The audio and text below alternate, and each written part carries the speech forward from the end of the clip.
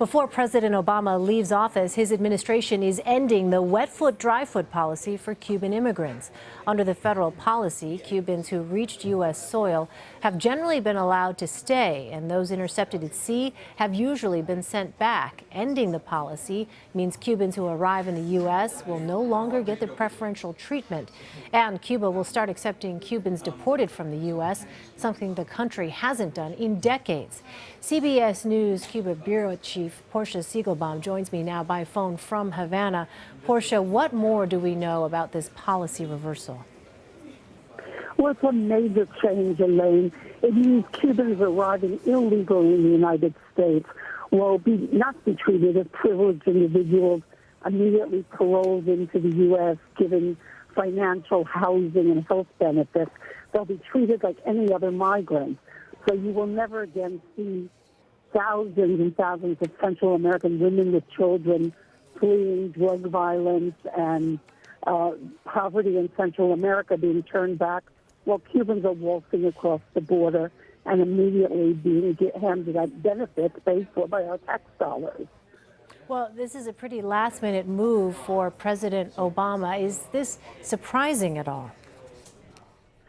Well, it is surprising, and they kept it quiet. What Ben Rhodes said today is they didn't want to provoke a mass exodus by announcing it in advance, because a lot of Cubans have been trying to get into the U.S. out of fear that this policy was going to be reversed. They want to get their U.S. residency, and then many of them plan to return to Cuba with that in their pockets. So it's going to be very disappointing to a lot of people who had planned to travel there in the future. Yeah, that was going to be my question, is how do you think Cubans will react to this?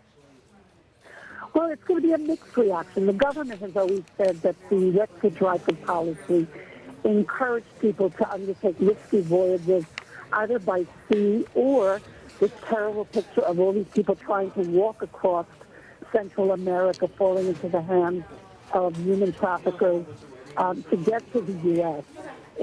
But the average Cuban who thought, well, I can't get a visa, I'm not eligible for a visa into the United States.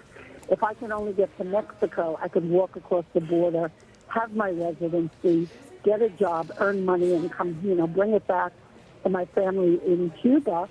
They're going to be very disappointed that that's not a possibility anymore. And what about Cuban Americans?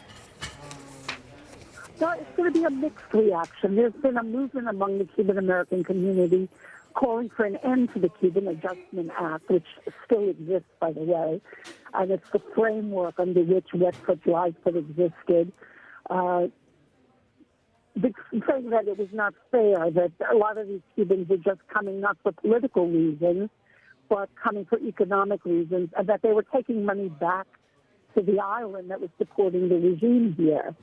So there's going to be a mixed reaction, because a lot of people who are hoping their friends or relatives would arrive are going to be very disappointed. Elaine?